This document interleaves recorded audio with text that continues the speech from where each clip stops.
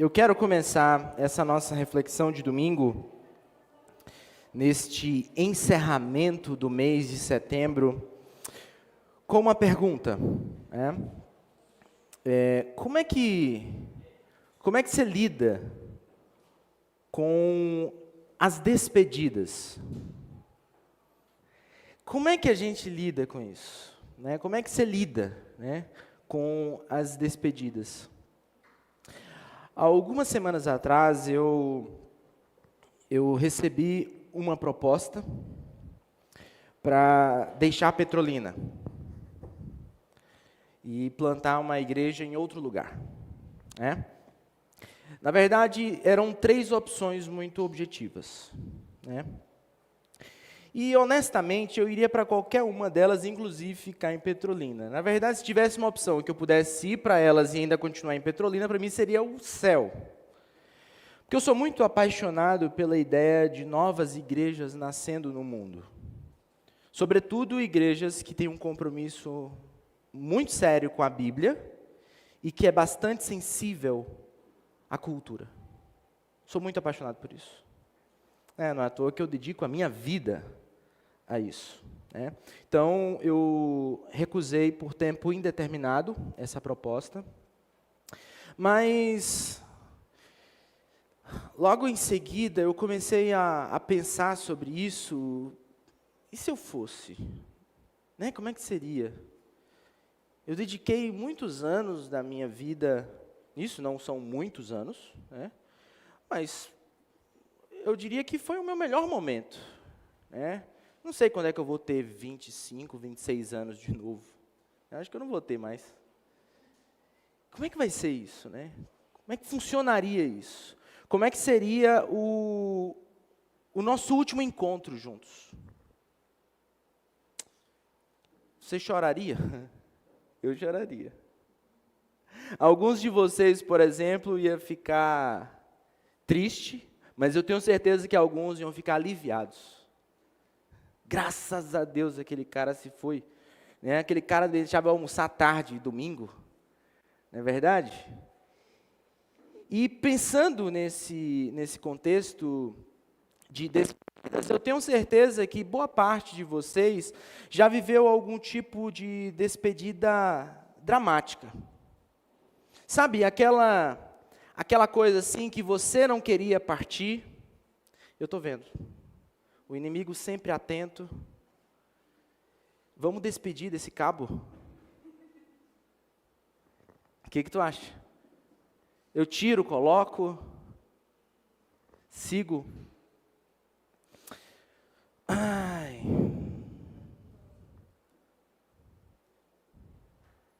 Desse jeito o pessoal vai realmente se despedir. Fiquem até o final, tem um bolinho. Ah, já teve, então já pode ir. Mas, pega para mim, por gentileza, nessa mochila, vai ter um livro. Logo nessa... Exato. Traz aqui para mim, por favor. Gente, eu quero lhes apresentar uma Bíblia. Uma Bíblia de papel. Olha que coisa extraordinária.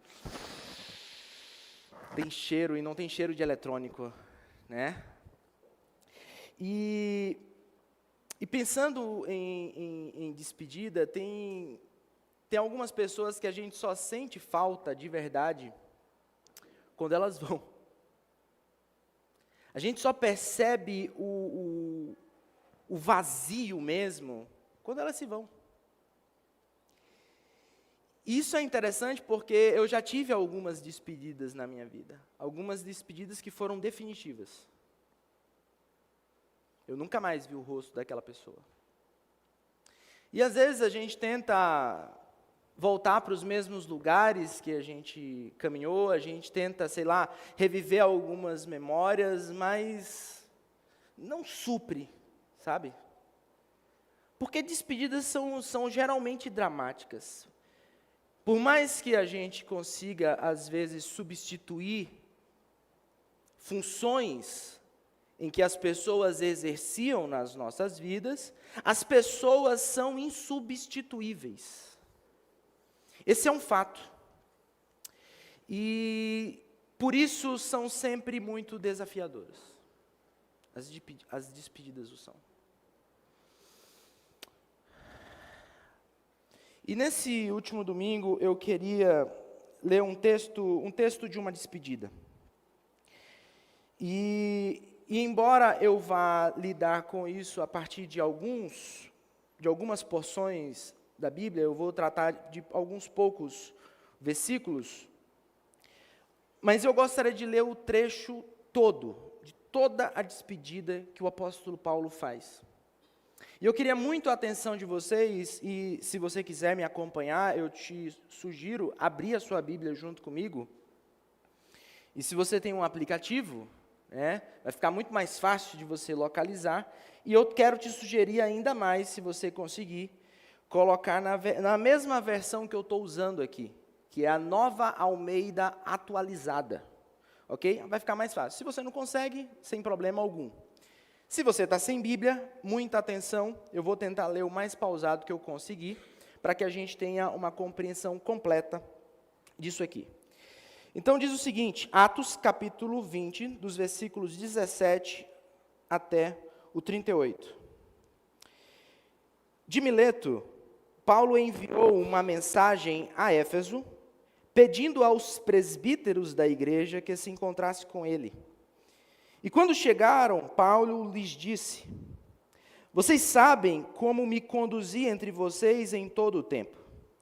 Desde o primeiro dia em que entrei na província da Ásia, servindo o Senhor com toda a humildade, com lágrimas e com as provações que me sobrevieram pelas ciladas dos judeus.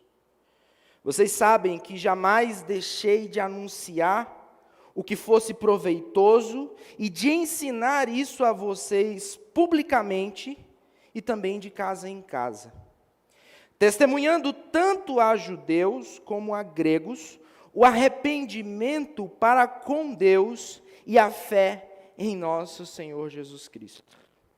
Agora vai o meu texto, o texto que eu vou trabalhar com vocês hoje. E agora, impelido pelo Espírito, vou para Jerusalém, não sabendo o que ali vai me acontecer, exceto que o Espírito Santo, de cidade em cidade, me assegura que prisões e sofrimentos estão à minha espera. Porém, em nada considero a vida preciosa para mim mesmo, desde que eu complete a minha carreira e o ministério que recebi do Senhor Jesus, para testemunhar o Evangelho da graça de Deus. E agora eu sei que todos vocês, cujo meio passei pregando o reino, não mais verão o meu rosto.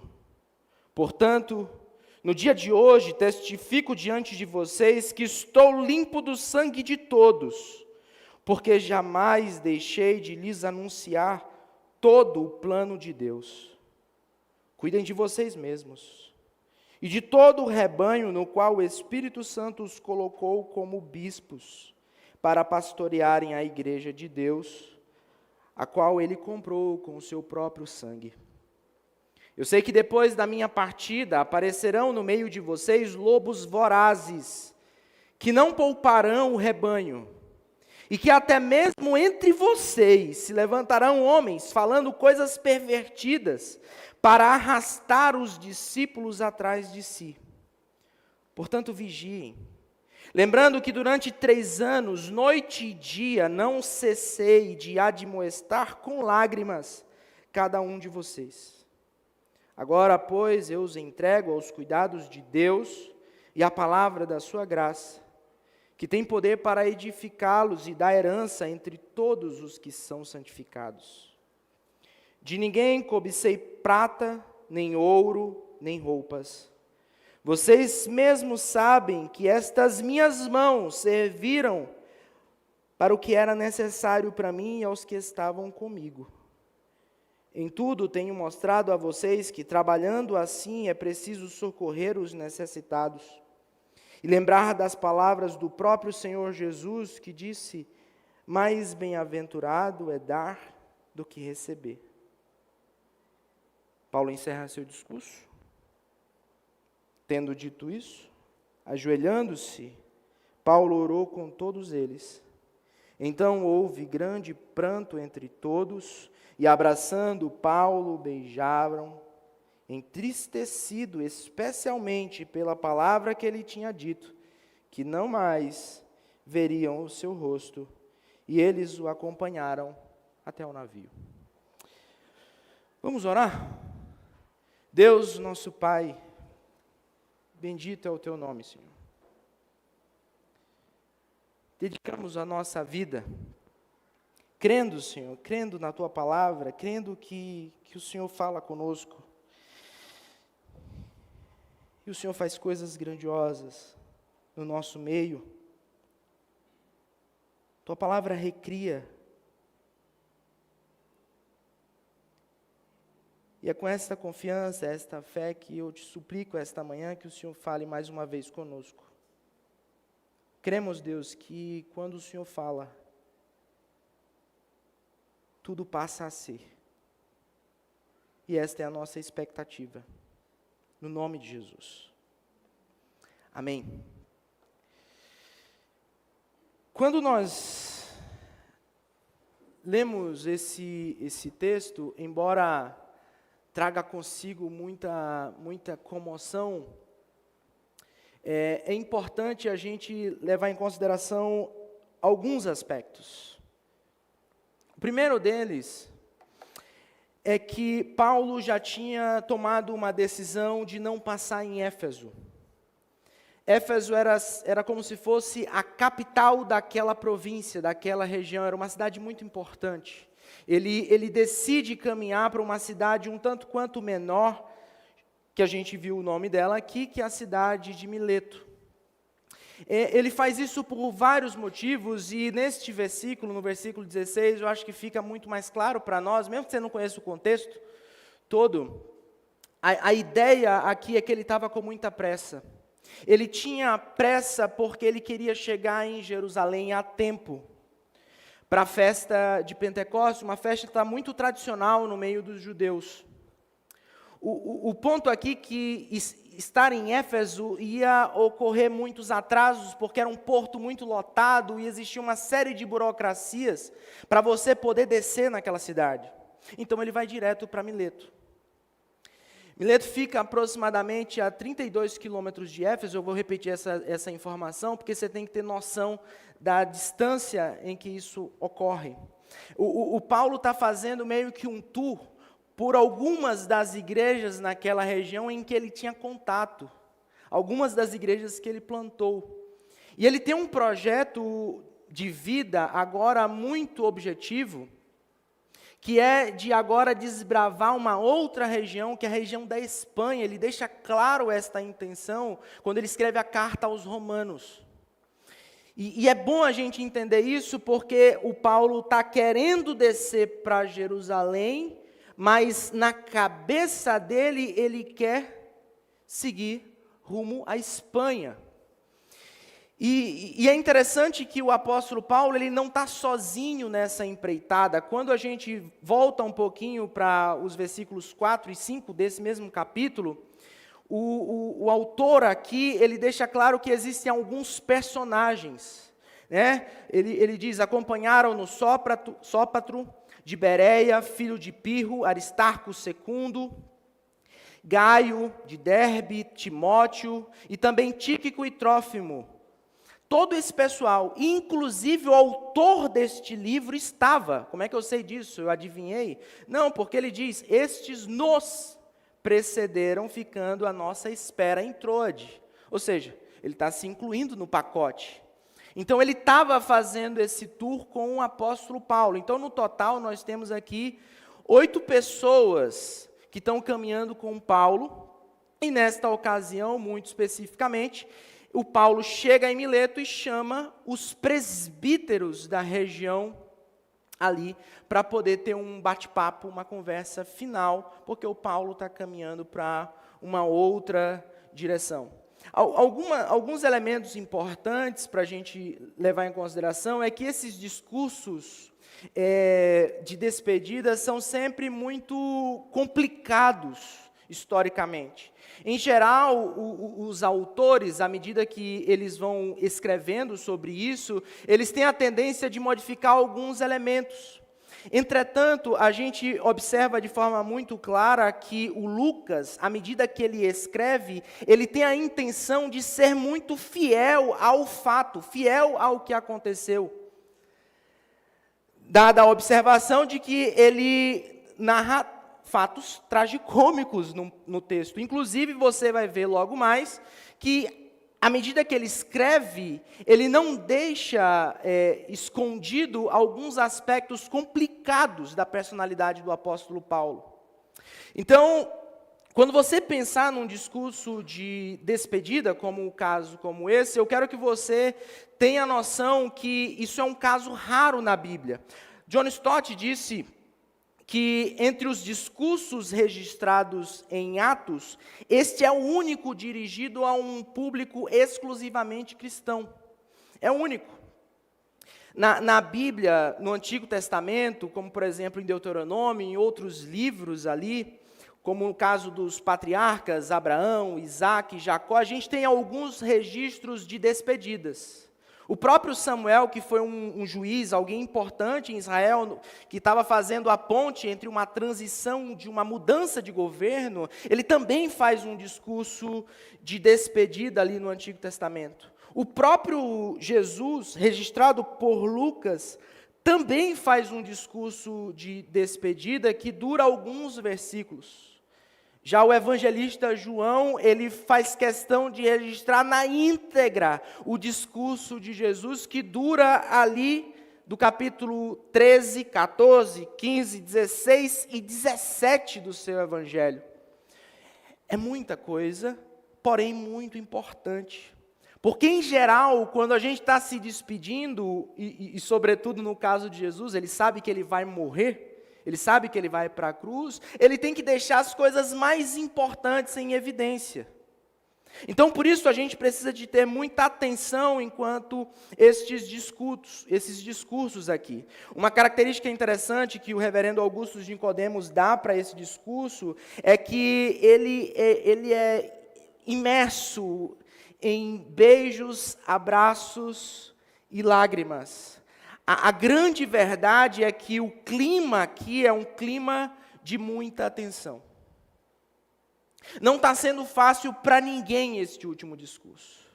Nem para o Paulo e nem para aqueles que o acompanham. Um comentarista bíblico chamado Geraint Osborne, ele comenta sobre isso, dizendo que Paulo começa o seu discurso recitando os 2 anos extras que passou com aquele pessoal de Éfeso, e que ali tentou defender a sua conduta, fazendo com que esse pessoal lembrasse de todo o seu serviço e de toda a tristeza quando chegou ali pela primeira vez. No versículo 19, ele deixa claro que ele fez de tudo. Ele deu o seu melhor. E que, inclusive, ele não tinha o sangue daquelas pessoas nas suas mãos, porque ele fez o seu melhor. Ele não tinha responsabilidade a partir de agora pelo que poderia acontecer. Ele fez o seu melhor. E ele completa esse último discurso dando uma orientação muito clara, que você vai ver aqui no versículo 28. Cuidem de vocês mesmos e de todo o rebanho no qual o Espírito Santo os colocou como bispos, para pastorearem a igreja de Deus, a qual ele comprou com o seu próprio sangue. Eu acho extraordinário a maneira como o apóstolo Paulo sintetiza uma confusão que a gente tem em relação a isso. No que se dá a liderança cristã, por exemplo? O apóstolo Paulo inicia essa conversa chamando presbíteros. Esta palavra traduzida do grego para o português, ela significa literalmente idoso. Velho, não que esse pessoal tinha essa idade avançada. Mas o ponto aqui é que esses representavam a igreja de Deus. O Paulo se utiliza de uma estrutura eclesiástica, de um modelo de liderança do Antigo Testamento, em que os mais velhos governavam as famílias, os clãs e as tribos. Então ele somente replica este modelo de liderança. Mas algo mais extraordinário a gente vê nesse versículo 28, porque ele chama esses presbíteros de bispo, e ele também utiliza o verbo pastoreiem.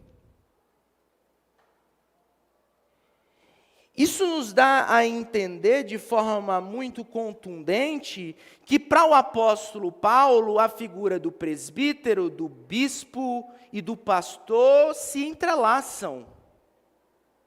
O pastor tem que ser bispo e o presbítero tem que ser pastor, e assim vai.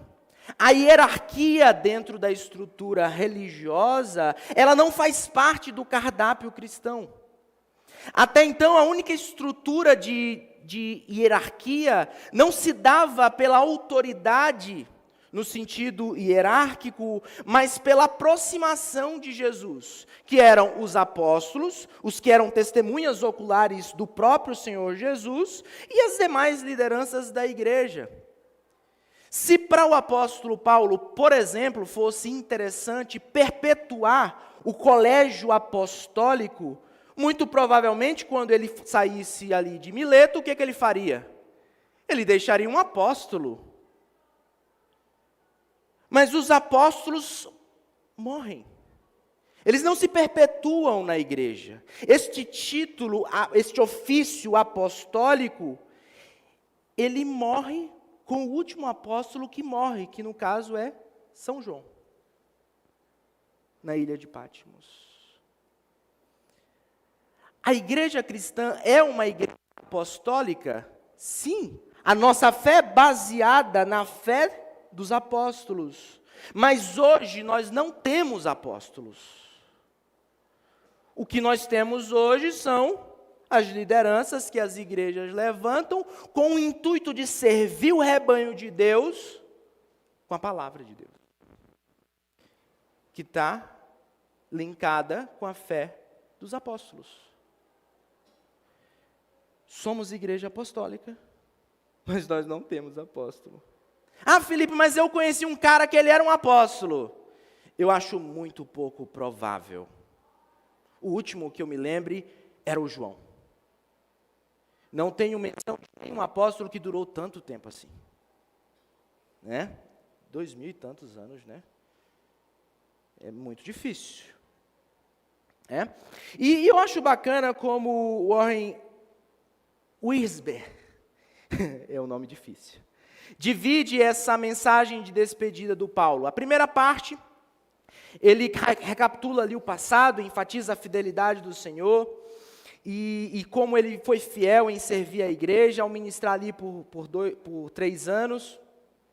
Ele logo após, ele fala daqueles desafios do momento, os sentimentos dele, tanto em vista ao que aconteceu no passado, como em relação ao futuro, e por fim ele encerra aquela conversa, advertindo aquele povo dos perigos que haverão de cercar o rebanho de Deus e que nos cerca até hoje, inclusive. Então, essa basicamente é a estrutura da maioria dos discursos de despedida. Quem se despede fala do que foi feito, qual é o meu sentimento ao partir, e finaliza com algumas considerações finais para aqueles que estão ouvindo continuarem trilhando a sua jornada sem a sua presença. E eu acho extraordinário essa maneira. Agora eu queria que você voltasse a atenção para o texto que eu queria de fato meio que dissecar com você para tirar algumas lições importantes.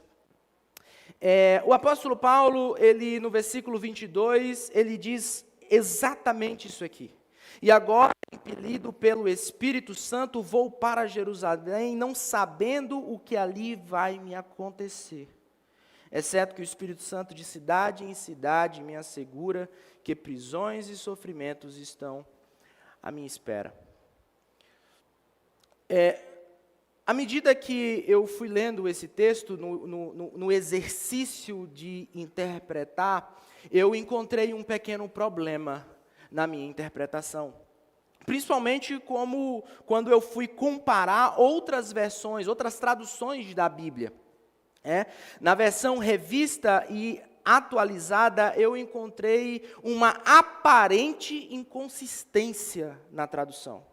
E aí eu me senti assim, sabe aquele cara, aquele exegeta, aquele teólogo assim, opa, parece que o tradutor errou aqui. E quando isso acontece para um estudante de teologia, que é o meu caso, a gente fica assim super efusivo, eu preciso ver e quem sabe eu mando um e-mail para a Sociedade Bíblica do Brasil, alertando que o tradutor fez uma bobagem. Então perceba a diferença da tradução.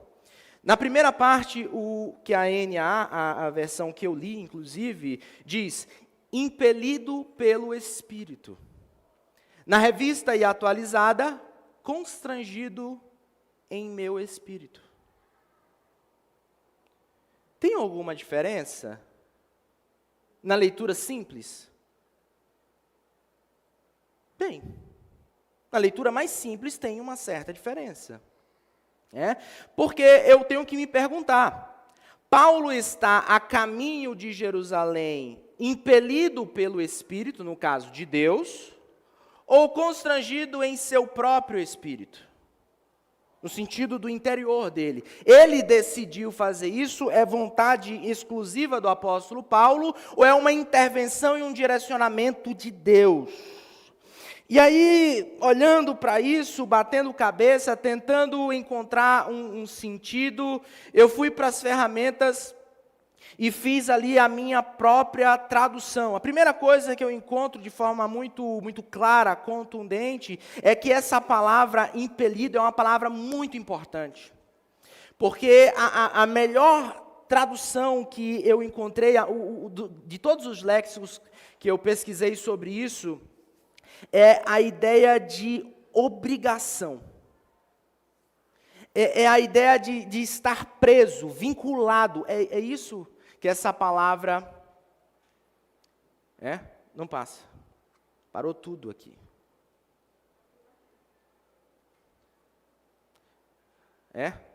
Então fechou. Então o que acontece? O apóstolo Paulo, ele está com uma obsessão, ele está cativo na ideia de que ele tem que ir para Jerusalém. Quando eu faço a tradução desse texto, pasmem, eu consigo traduzir ele das duas formas.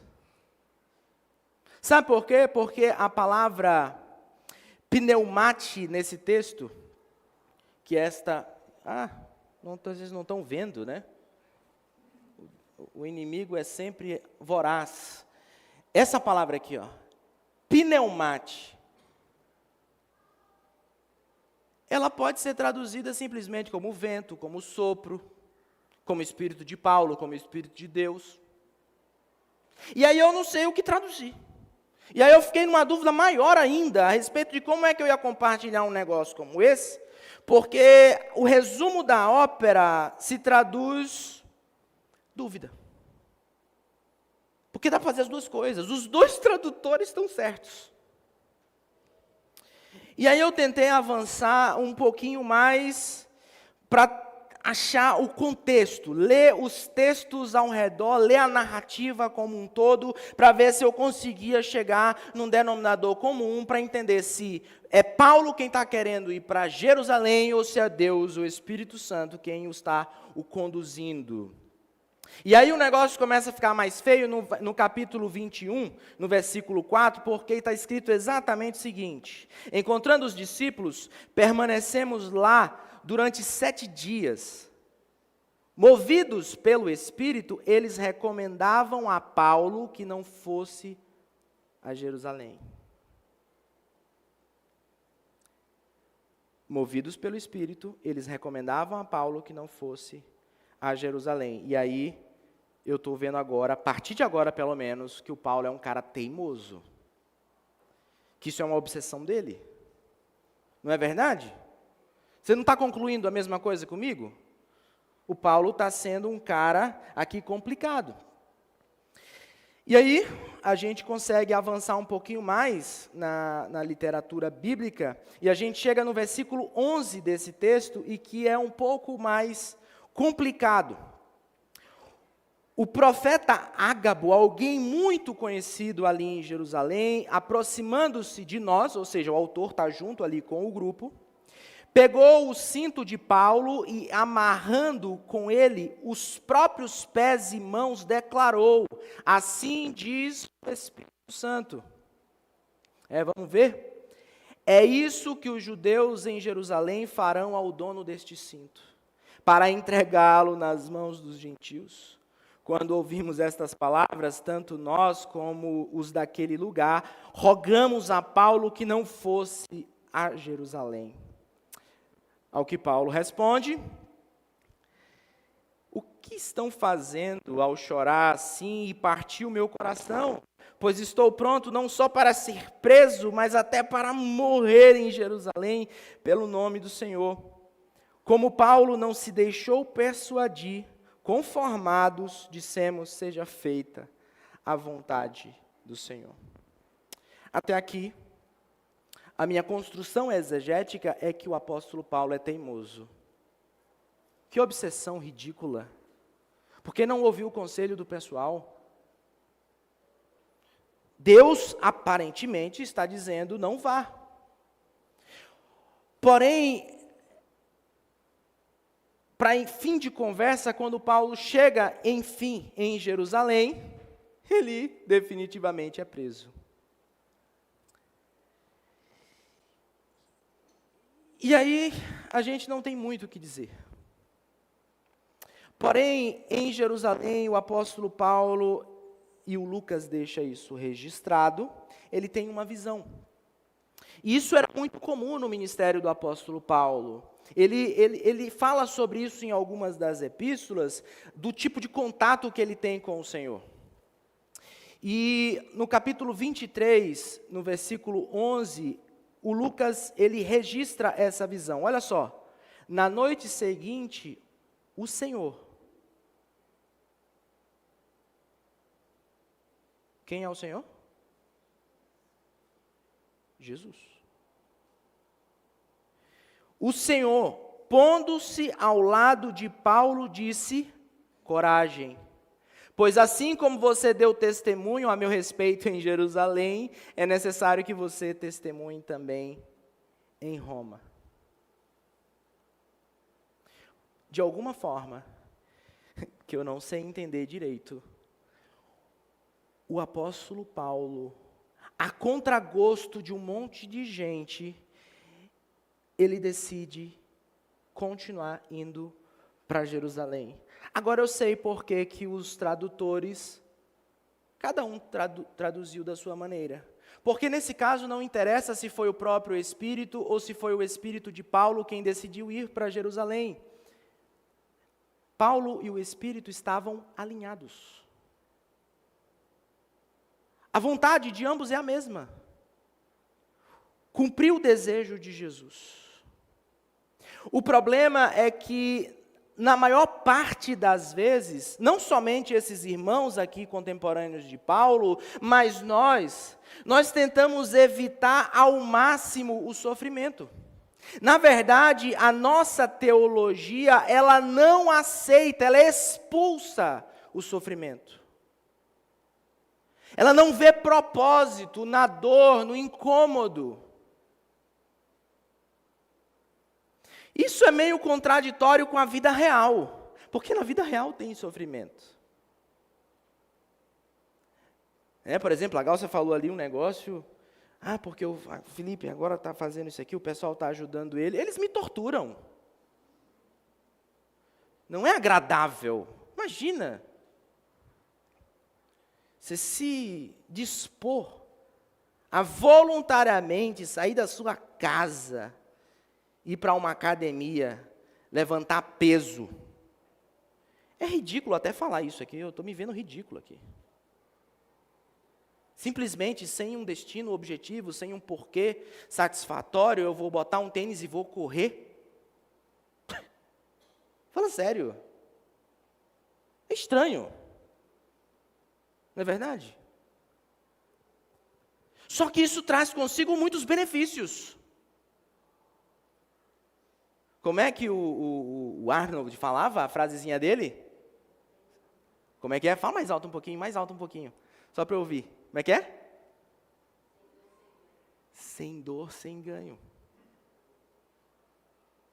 A questão aqui é que o ganho de Paulo não é essencialmente para si.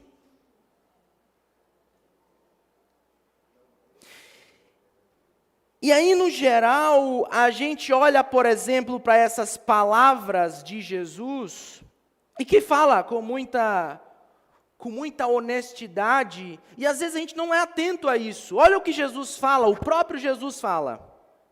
Eu lhes disse essas coisas para que em mim vocês tenham paz. Neste mundo, vocês terão aflições. Contudo, tenham ânimo, eu venci o mundo. Ele não está dizendo que o fato dele estar conosco, nós não vamos enfrentar adversidades na vida. Pelo contrário, olha só o pensamento de Jesus quando ele está ali no Sermão da Montanha, explicitando aos discípulos o rumo que a história os levaria. Quando ele diz: bem-aventurados os perseguidos por causa da justiça, porque deles é o reino dos céus. Bem-aventurados são vocês quando por minha causa os insultarem e os perseguirem e mentindo disserem todo mal contra vocês. Alegrem-se e exultem, fiquem felizes, porque é grande a sua recompensa nos céus. Pois assim perseguiram os profetas que viveram antes de vocês. E ele continua, João fala: se o mundo odeia vocês, saibam que antes de odiar vocês, odiou a mim. Se vocês fossem do mundo, se vocês pertencessem ao sistema de como o mundo funciona, reagindo do jeito como o mundo reage, o mundo o amaria. O que era seu, amaria você. Mas vocês não são do mundo, pelo contrário, eu dele os escolhi, e por isso o mundo odeia vocês. E ele continua: lembrem-se das palavras que eu disse a vocês, o servo não é maior que o seu senhor. Se perseguiram a mim, também perseguirão a vocês. Se guardaram a minha palavra, também guardarão a de vocês, no sentido da perseguição. Charles Haddon Spurgeon falou algo muito importante sobre perseguição. Ele disse: se houver perseguição, você deve estar disposto a abrir mão de tudo o que possui, de sua liberdade, da sua própria vida, por Cristo, ou não poderá ser seu discípulo. Isto significa de forma muito clara que se você tomou a decisão aventureira de seguir a Jesus, o sofrimento, ele faz parte da jornada, simplesmente porque você decidiu seguir a Jesus. O espírito do anticristo, e eu não estou falando de uma pessoa simplesmente, eu estou falando de um sistema. Ele permeia o nosso mundo. Talvez você não se dê conta, talvez para você seja muito normal. Mas você já percebeu o quanto o cristianismo, ele é massacrado no mundo? O cristianismo, outras formas de religião é muito de boa. E para ser muito sincero, a questão do cristianismo em si, ele não concorda com a posição de forçar outra pessoa a se tornar cristão. Embora a gente tenha feito isso algumas vezes ao longo da nossa história. Mas o cristianismo é uma das poucas religiões históricas que, na sua essência, ele preserva a liberdade dos outros. A coisa começou a complicar à medida que a gente foi avançando e a política começou a ser parte do nosso processo religioso. E para alguns de vocês que estão pensando na Igreja Católica Apostólica Romana, vocês se enganam, porque depois da Reforma Protestante surge na história muito disso. Nós devemos muito às nossas raízes históricas, mas nós temos muito que olhar para trás e lamentar pelas decisões esdrúxulas que nós tomamos enquanto povo de Deus, historicamente. O fato é que muitos de nós, cristãos contemporâneos, nós perdemos essa conexão, vida cristã e o sofrimento como parte da jornada. E esses primeiros discípulos se desconectaram do chamado inicial do apóstolo Paulo. O apóstolo Paulo está indo para a cidade de Damasco, ele tem cartas para prender cristãos ali, mas o Senhor Jesus fala com ele no meio do caminho. E ele cai no chão depois de ser iluminado pelo Senhor Jesus, é o primeiro encontro que ele tem com Jesus. E ele responde àquele encontro dizendo: quem és tu, Senhor? E o apóstolo Paulo é um fariseu, ele sabe muito de Bíblia. Ele jamais chamaria alguém de Senhor. Na verdade, os fariseus têm dificuldade brutal de chamar as pessoas de Senhor. É justamente o problema que a Palestina tem com Roma constantemente. Porque Roma declara que só existe um Senhor, o imperador. E tanto os judeus quanto os cristãos, eles dizem: não, o meu Senhor é Adonai. No caso dos cristãos, meu Senhor é Jesus. Que no final dá no mesmo. Mas Paulo responde: quem és tu, Senhor? E aí Jesus responde de forma muito singela, muito simples: sou eu, Jesus, a quem tu persegues. Por que tu fica se debatendo como um touro selvagem? A linguagem traduzida que eu acho mais bonita é recalcitrando contra os aguilhões. É como um touro bravo sendo espetado. Porque Paulo já estava sendo trabalhado no íntimo para ele crer em Jesus, um vaso escolhido por Deus.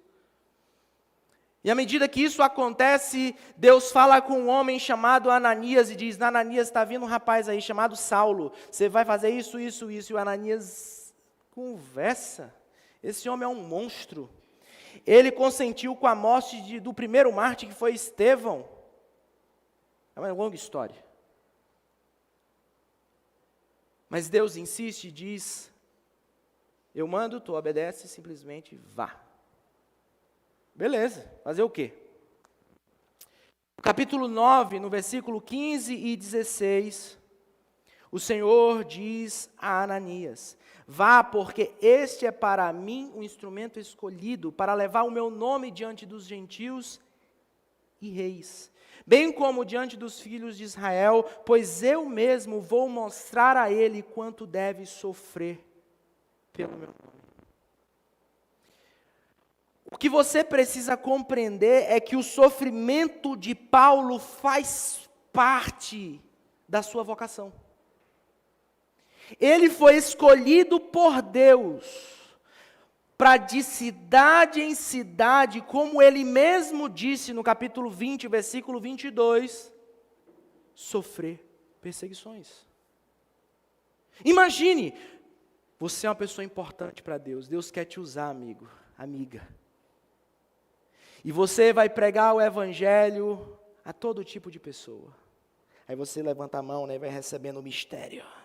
Oh, glórias! Você vai falar com as lideranças do mundo sobre a palavra de Deus. Oh! E aí, de repente, Deus fala: e eu vou te mostrar o que significa sofrer por amor ao meu nome. Aí você... Não é mais ou menos assim que funciona? Estou fora, Deus. Chame o Deck. Ele tem mais carne para queimar, né? Gostou? Essa foi legal. Pode vir, cara, a gente está firme. Agora, olhando para o chamado de Paulo, à luz de todo esse contexto, você é capaz de reler este relato de um jeito muito mais claro. O objetivo é que você entenda o que ele está falando. E agora, impelido pelo Espírito. E agora tanto faz. Se é o Espírito de Deus ou se é o Espírito dele próprio, porque eles estão muito alinhados. Aquilo que Jesus o está direcionando. Não é verdade? Ele tem que ir para Jerusalém, porque em Jerusalém ele vai ser preso. E a partir dali, Paulo segue discursando e evangelizando uma série de governantes estratégicos. É isso que você vai ler nos próximos capítulos de Atos. Tanto que quando Paulo tem a oportunidade de ser julgado em Jerusalém, ele apela a César. E o que significa isto? Significa que a partir de agora, ele, por ser um cidadão romano, ele tem o direito de ser julgado, ouvido pelo próprio imperador. Pensa que prato cheio, o Paulo tem a oportunidade de pregar o evangelho para o maior líder desta época. Mas isso também significa que ele pode ficar sem cabeça. De fato, é o que acontece. Em 68, Paulo perde a cabeça. É um eufemismo para decapitado. Um dos imperadores mais sangrentos da história tem o demérito de martirizar tanto o apóstolo Pedro quanto o apóstolo Paulo no mesmo ano. Mas o Paulo tem muita consciência. Ele sabe para onde ele está indo. Ele tem consciência disso. Como ele disse na carta aos Filipenses, porque para mim o viver é Cristo, mas o morrer é lucro. É vantagem. É ganho. Por isso que no versículo 24 ele diz de uma forma muito... Eu acho exagerada, mas é a pura verdade. É a consciência que o apóstolo Paulo tem. Em nada considero a minha vida, a minha existência para mim mesmo, desde que eu complete a minha carreira e o ministério que recebi do Senhor Jesus. Para quê? Para testemunhar o evangelho da graça de Deus. É tudo o que importa, é tudo que faz sentido, é a única razão da minha existência. Não importa se na vida ou na morte eu sofra, o que importa mesmo é que eu esteja com Cristo e Ele em mim, operando em mim, através de mim, onde quer que eu esteja. Na vida ou na morte. Eu não sei como isso chega no seu coração, mas isso me corrói por dentro. Me corrói por dentro. Quando Paulo escreve a sua última carta, alguns meses antes dele perder a cabeça, é a segunda epístola de Paulo a Timóteo. Ele usa esta mesma linguagem, só que com um tempo verbal mais definitivo. Ele diz: combati o bom combate, completei a carreira, guardei a fé. Desde agora me está guardada a coroa da justiça, que o Senhor, reto juiz, me dará naquele dia, E não somente a mim, mas também a todos os que amam a sua vinda. A todos. A verdade é que Deus não promete ausência de sofrimento nesta vida. Se você entrou no cristianismo contando com isso, eu acho que te fizeram uma propaganda enganosa. Mas se eu tiver fé, eu vou ser isso, eu vou ser aquilo, porque Deus me colocou como cabeça e não cauda. Lero, lero. Não cai nessa.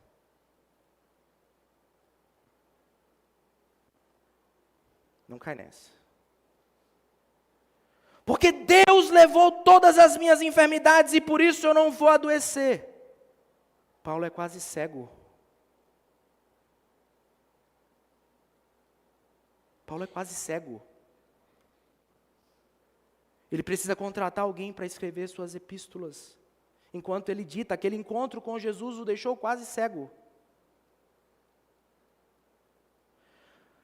O Hernandes Dias Lopes disse que Paulo não precisava pagar hotel a cada cidade nova que ele ia evangelizar. Ele dormia na cadeia. Você entende isso? A gente muda a direção daquilo que Deus está revelando. O sofrimento faz parte da jornada, mas qual é o diferencial? Deus estará sempre conosco, mesmo em meio ao sofrimento. Você entende isso? Assim, se você vem de uma cultura pentecostal, eu quero te encorajar a dar um glória a Deus assim, sabe? Deus está sempre conosco. Não tem glória a Deus, não tem pentecostal aqui. Que triste. Poderia ter sido muito melhor. Mas eu queria que você chegasse ao fim da sua vida. Independente de onde você chegasse. Eu queria te desafiar a encerrar a sua carreira. A linguagem aqui é uma linguagem belíssima. O Paulo está lembrando dos estádios olímpicos, pensando numa corrida, de alguém que resistiu cada passada, cada quilômetro, cada respiração, alguém que se preparou para estar ali. E eu queria convidar você a ler esse texto, para que talvez esse seja o texto de quando você terminar a sua vida. Esse é o meu sonho. Meu sonho é ser velho e poder encerrar minha carreira lendo esse texto. Vamos ler juntos? Como um ensaio. Combati o bom combate, completei a carreira, guardei a fé. Desde agora me está guardada a coroa da justiça, que o Senhor, reto juiz, me dará naquele dia. E não somente a mim, mas também a todos os que amam a sua vinda. É extraordinário. Eu encerro essa conversa com 3 perguntas muito objetivas. E eu não sei quantos de vocês vão conseguir respondê-las com convicção e sinceridade. Mas a primeira delas é: você já abriu mão de princípios e valores para satisfazer a expectativa das pessoas, ou mesmo para evitar o sofrimento? Lembra, o Espírito Santo estava advertindo os discípulos: o Paulo, ele vai sofrer. O Paulo, ele vai viver os desafios. O Paulo será preso em Roma. Será assustador. Provavelmente ele vai morrer. Mas isso não significa que ele não tem que ir para lá. Entende isso? Mas muitas vezes, tentando fugir do sofrimento, tentando manter a nossa zona de conforto, nós decidimos abrir mão de princípios, fazer o que nós precisamos fazer, simplesmente por alguns fôlegozinhos, para evitar alguns sofrimentos, por poupar alguma energia.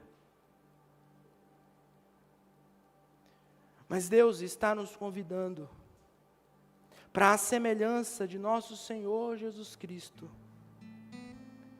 nós oferecermos a Ele toda a nossa vida como uma oferta, para que na vida ou na morte, a tua história se conecte com a história da salvação. De forma que Deus trabalhe não somente em ti, mas através de ti. Para que você encerre sua jornada, tendo a coragem de falar, como o apóstolo Paulo: combati o bom combate, completei a carreira e guardei a fé. Minha segunda pergunta é: Deus está te direcionando a algo importante, mas que demanda algum nível de dor ou desconforto, prejuízo? Deus está te convidando a uma decisão que parece insana,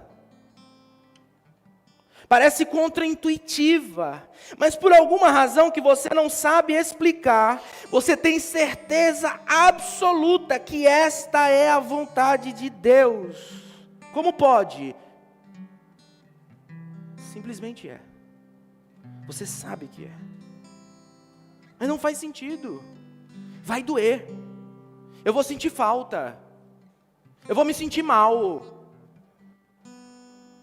Vai ser instável.